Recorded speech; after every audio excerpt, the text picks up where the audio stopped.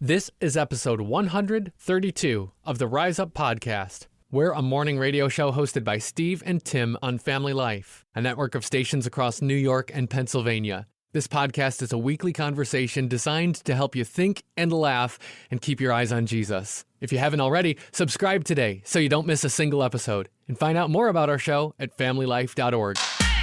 Anyone else wish morning started just a little later? Yeah, we get that. It's Rise Up on Family Life. School! Oh, no. Steve! What? Steve, no, School. It's early August. No. Oh, school, as maybe for some, I don't know, maybe it's already started.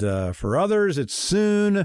For others, it's the first time. For others, it's the last time. There's so many different emotions for so many people when you talk about back to school.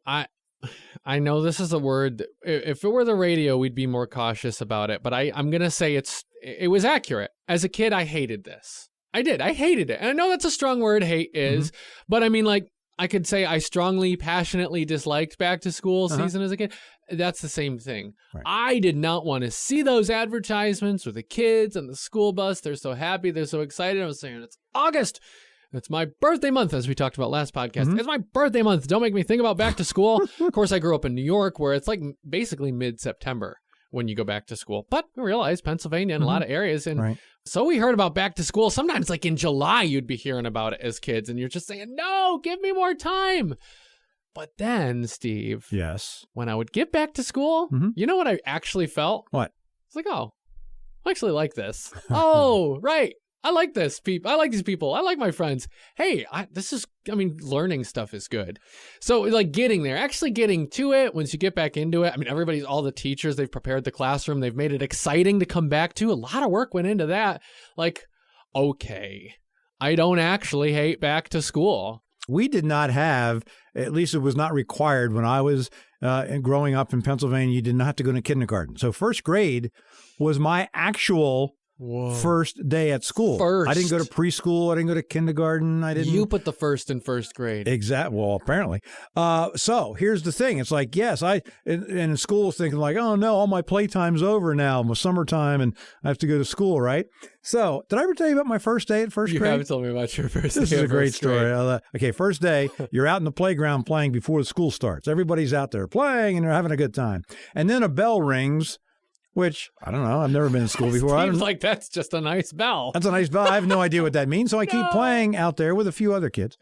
And all of a sudden, after a few more minutes, turn around and like, nobody's out in the playground anymore. It's just me and a couple other kids. But here comes the principal walking out. The principal of the school walked out, and probably not the first time that ever happened. And it's like, oh, school's already started. So my first day, the kids were already sitting down in their chairs and desks and everything, and here comes little Stevie, traipsing, being held by the hand by the principal to come in and sit down, and everybody's staring at me. So that was my first experience at school. It was sometime after that they said, you know what, maybe we need like something before first grade so that people get used to these bells. And kindergarten was invented. Yeah, but there it is right away. An example of it's not just there's a principal, someone helping soothe that first day. And the teacher, the principal's helping out. There's so many different areas of school that at that point I didn't even think of. I just thought, okay, I'm going to school and I know I have a teacher here, but there's so many things happening in that school that made it possible for me to even go. You're making me think about college, Steve, and the first days back to college. Back to college. Not the first day that I was there as a freshman,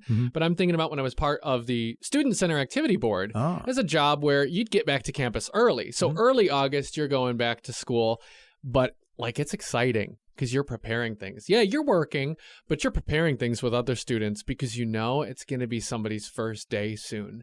You just want to make it as you're part of this activity board planning for kids to come back to campus or for folks to come to your school for the first time, their first day in college. Oh, this is a big opportunity. Well, I get to be part of somebody's lifelong memories, maybe. I mean, they could be spending 4 years at this place, and I get to be part of the welcome wagon. That was fun. That job, getting to plan those things out, getting to realize you're a part of a really big day. I mean, welcoming people. You want to make it a party. This celebration. You're here. We're so glad you're here. Because the first day at school, especially somewhere like college, where maybe a lot of folks are definitely leaving home for the first time, it can be scary. It can be exciting, but it can be scary. Letting them know, like, hey, you're in a good group. You're in a good place. You're coming to somewhere you're going to be glad because you fit in and you're part of a family here. But there was so much planning. I mean, just so much planning that went into making that event possible.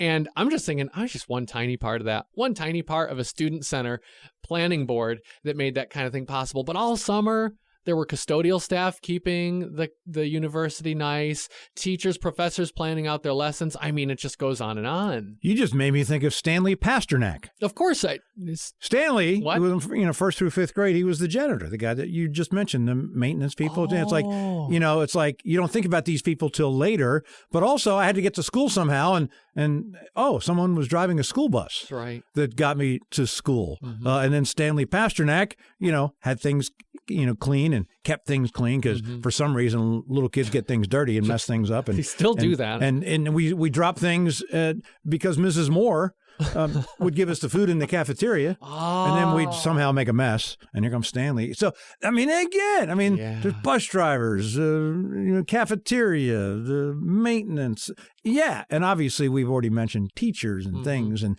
so many people go into every single day that you're in school. Yeah. And you think about parents who pray for their kids going off to school. Maybe it's the first year at the big school, high school or something. Man. Or if it's the first time in college, parents praying for those students.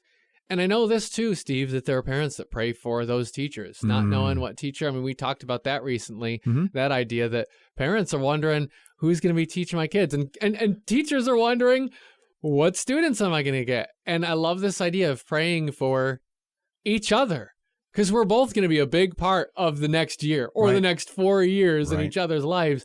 And we're really connected. And school is a time where it really reminds you, like, none of us are isolated from the other. We're all influencing each other. We're all affecting each other. And we can all do that for the better. Okay. And now you're making me remember the first day that our youngest child, Laura, went to preschool. She did go to preschool. And here as a parent, you're nervous. You're like, what am I dropping my kid off to in the whole day or half a day, what happens? And so we were nervous and like, how is she going to handle this? And we're holding her hand, walking down the hall, and we drop her off at her room.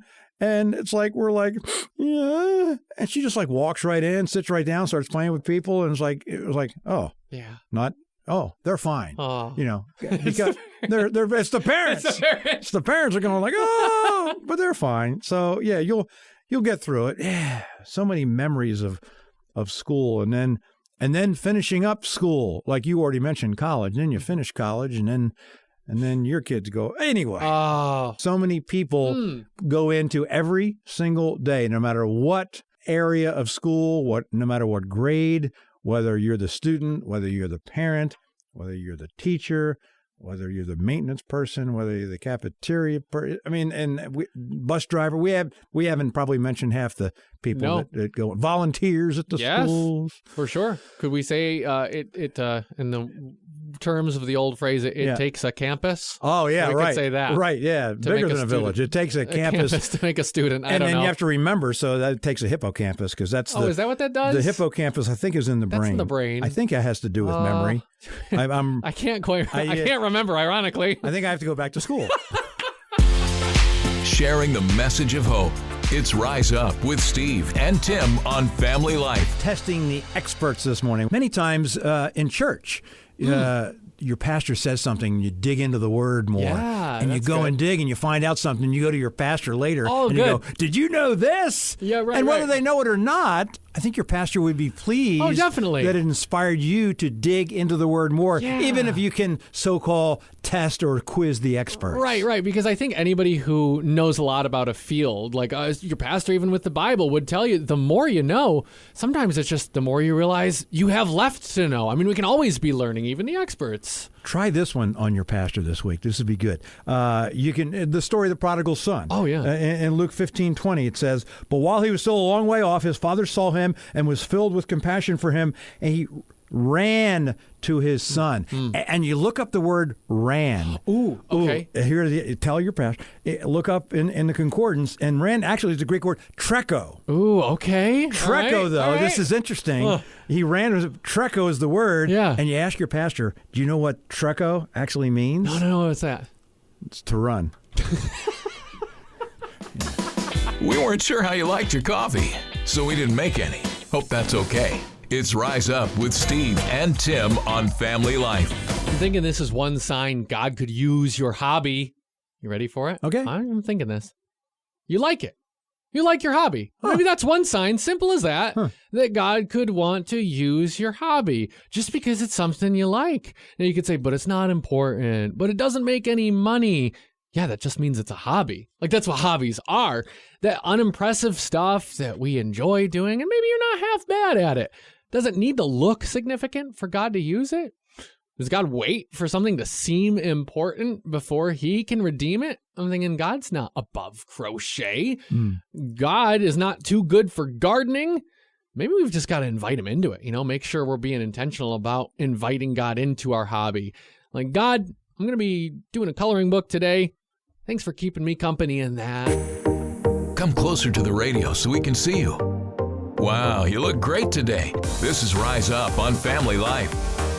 You just brought a picture back to my mind, Tim. It was a freedom picture, at least in my heart, when you were talking about a hobby. Yeah. And it's like, you enjoy doing it, and that's good. God can use it. Yeah, God can use that. It took me back, and this is like 20, 25 years ago, when I was playing a lot of pickup basketball, and I thought to myself, at times I thought, am I playing too much? Am I taking time away from whatever, my family or whatever? And I was like struggling with that a little bit. I'd feel a little guilty because this is a hobby in a way. I mean, it was enjoyment for me. It was pleasure. And I saw a bumper sticker on a wall, basically, but it was okay. It said, "If it matters to you, it matters to God." Wow. And that gave me freedom. Wow. In a way that it's like, okay, good, because God does love me. Yes. I know God loves me, and if it matters to me, and yes, God does want my priorities in the right thing, God first, and those things. But in a hobby, if it's good and it's, you're enjoying it, God can use it somehow. But those words have always stuck with me, and I want to say them again because it was good for me then. It's good for me now. Maybe you can hear them. If it matters to you, it matters to God. Sharing the message of hope.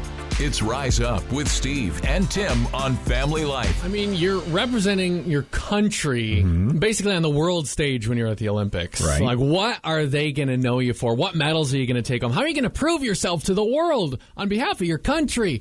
Fiji, the island nation of Fiji.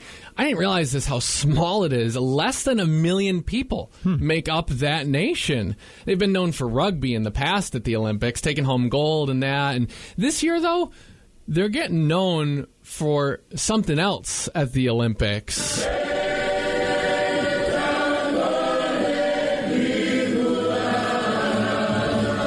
What you're hearing, that's just another morning with the Fijian rugby team in the Olympic Village. They're singing there, "Put your trust into the Lord, and he will guard your way." Now, I'm loving this. These harmonies, these songs, like, that's what they're getting heard for. That's what they're getting known for by the world, is this beautiful harmony, and they're singing to the Lord, this rugby team. I'm thinking about every nation, every tribe, every tongue under heaven singing to God in eternity. But here on earth, here right now, that's what Fiji wants to be known for, putting their trust in the Lord. Can we hear them again? Let's do it. I love it.